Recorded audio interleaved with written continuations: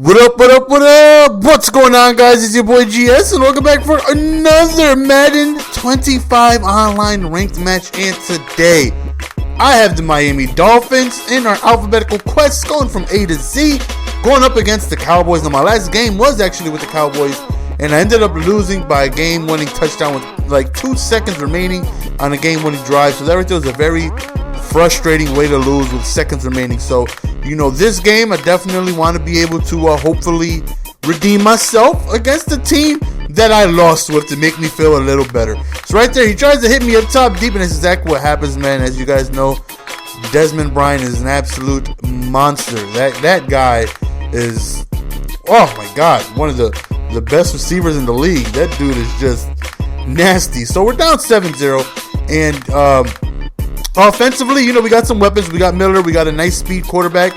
You know, we want to be able to attack on the run, because when I played with the Seahawks with the Cowboys last game, I really felt like they were lacking in being able to stop the run. So it's like, you know what? Let's see if I can run on them the way my opponent ran on me when I had the Cowboys. So let's see if we can establish a good run game. Right here, we hit him with the read option, and we end up hitting the outside. Whoop, cut inside. Whoop, cut back outside. Eat some dirt, son, and he could go. Whoa, we almost do it, but we get stopped at about the 5-yard line. Oh man, that was really close. And like I said, when I play with the Cowboys, you know, them not having Ware and Spencer in the linebacker position is definitely a downgrade from Madden 13. And if you put them in the linebackers, overall wise, they're nowhere near as good as they were in previous Madden. So you know, a lot of people are like, yes, they have Lee, and he's a monster with this much speed. And the Madden 13 linebackers of the Dallas Cowboys are 1,000 times better than the linebackers of Madden 25. And having those two guys on the line, even if you put them back at linebackers, they're nowhere near as good as they were from the previous Madden. So I felt like playing the game, I had trouble stopping the run with not really so great linebacker. I mean, that's just my opinion. You know, if you guys feel otherwise, that's cool. But that was my personal opinion, that I had trouble stopping run. Yes, it was one of the better running teams in the game, but nonetheless, I had difficulty stopping the run. So, as you see, it looks like the Cowboys are having difficulty stopping the run again. We've been able to, you know, move the ball downfield, no problems. Another read option. Look at these pancakes, though. Somebody get some syrup. There's pancakes all over the place. And we scored another touchdown on the run. So we are up 14-7. Feeling good. So hopefully we can go ahead and be able to continue this lead.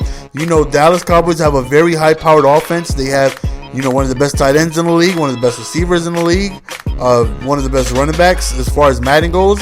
And, you know, they have great secondary players like Miles Austin, and Armstrong got some speed.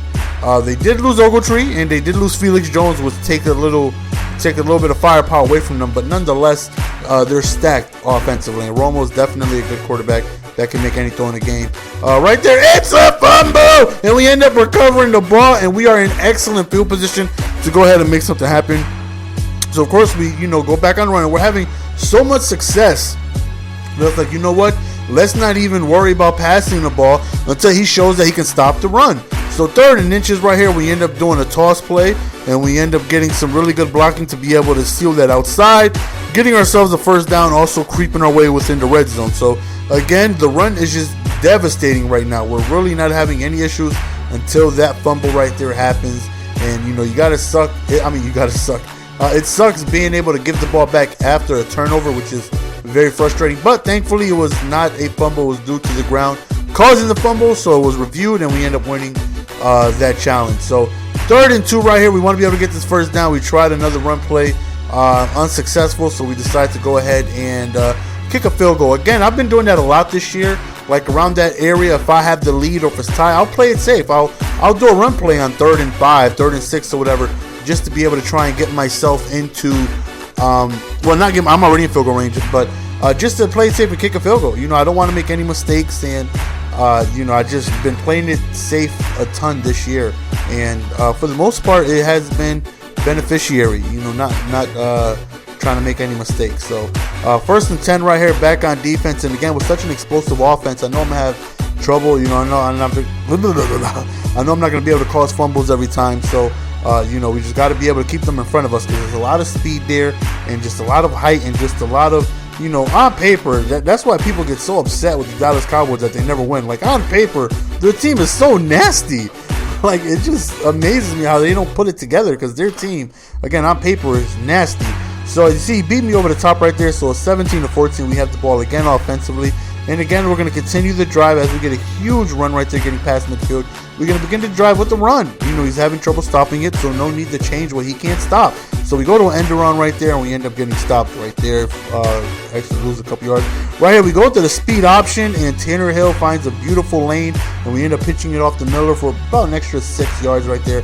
And I will say, so far, out of all the teams that I have played with, by far, as we do an end around Michael Wallace, and he ends up scoring a touchdown with that 98 speed, by far, Miami has the best playbook I've seen so far. And the playbook that Miami has is absolutely nasty. And when I say nasty, I mean nasty.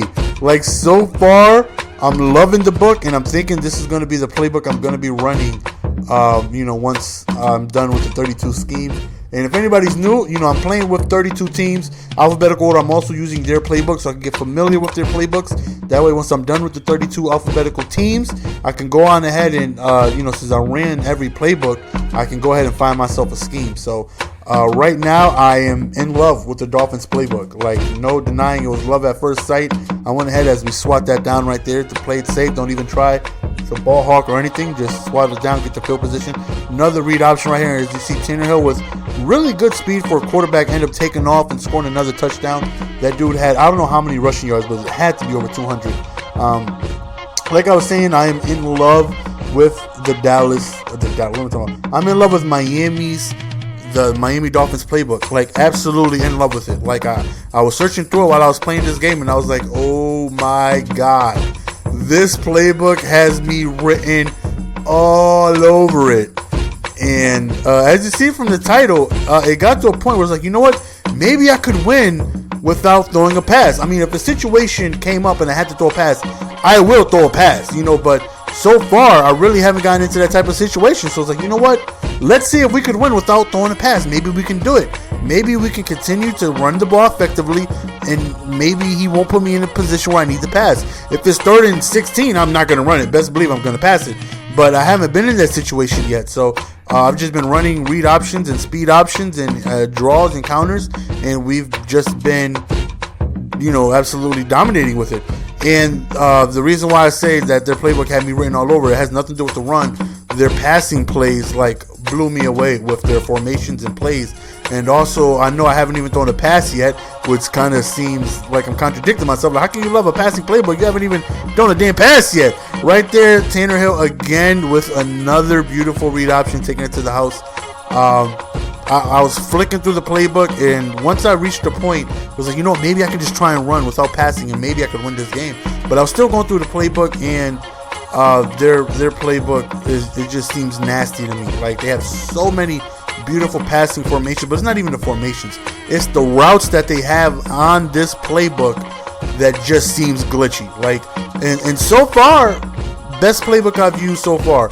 And I know you guys are seeing the Dolphins, but I've played up to the 49ers, I believe. No, the Giants was my last game, I believe. Was Giants before 49ers or after? I don't know. I played with the 49ers. I played with the Falcons. I played with the Giants. Those games will be coming soon. And so far, out of all those playbooks, Miami playbook by far has the better of the playbooks of all the teams I've played with so far. And the playbook is just nasty. I can't wait to, unless I come across a better book, but so far, I can't wait to actually sit down and create a scheme from this playbook. If you guys haven't checked it out, check out Miami and leave in the comment section what you guys think, because I think the playbook is absolutely disgusting. So 3rd and 21 right there after a sack. He goes up top. He was killing me with this all game, and we ball hawked it, but ends up dropping it. Balk. So it's 4th and forever, and he goes back up again, and I couldn't believe this. I'm holding the swap button. I get no animation. This is what Madden needs to change. If you're holding the swap button, they need to go up for a swat. Even if it's out of their reach, it doesn't even matter. Jump up. Jump up. Like, it's stupid how you do the swap button. Your guy gets no animation unless he's close enough. You know what I mean? If somebody throws a streak and I'm at midfield and the ball is in the air at the 10-yard line, if I hold SWAT, my guy should jump, right? Shouldn't he jump? I'm commanding him to jump. That's like, oh, look at Tannehill getting loose. That's like if you're running the ball on offense and you hit the stiff arm button, but your guy doesn't stiff arm because nobody's in range. It doesn't matter. If I want my guy to stiff arm, he should stiff arm. That's the same thing on defense. If I hold the swap button, at least jump up. You know what I'm saying? Wouldn't that be a great idea to have? Like, even if the ball's going to go over me and I'm going to miss the jump, doesn't even matter. Jump anyways. I'm commanding you to jump. Why don't you jump? Same thing with ball hawk. If you're holding Y and, you know, you're not close enough and you're holding the ball hawk button, jump up for a catch. Don't even go for a swat. Try and go for a catch. You're commanding him to catch. He should go into catching animation. That's just my opinion. I feel like it's stupid. And by the way, son, don't test the user. He is so disrespectful. You know, I just think it's stupid how if you hold the swap button, if you're not close enough, you get no animation. Damn it, I'm commanding you to jump. You need to jump. I would feel better if he jumped and the ball went over his head than I would holding the swap button and no animation. That's just me. That's something else you guys can leave in the comment section if you guys think that would be a cool thing, right? Wouldn't it be? If you command your guy to jump, he should jump. Right here, 4th and 6. Tannehill gets injured, and he is out for the rest of the game, which sucks. So we lose our speed option at QB, and now we got Moore, who's 112 years old. The guy hasn't ran an option since like the 3rd grade. He's slow and old.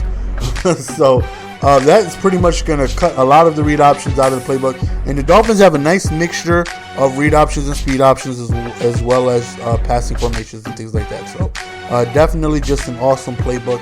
And also as well, you know, at this point, just like, you know what, I'm just going to continue running the ball, see what it is I can do. Right here, I'm holding straight, trying to get that balk, but I don't get anything right there. 2nd and 10. He goes up top again, and another dropped interception. Actually, that one kind of hit me in the uvula. So it's 3rd and 10 right here. He hits Jason Witten, but we end up sticking him, forcing an incomplete pass. But he goes right back to the same route.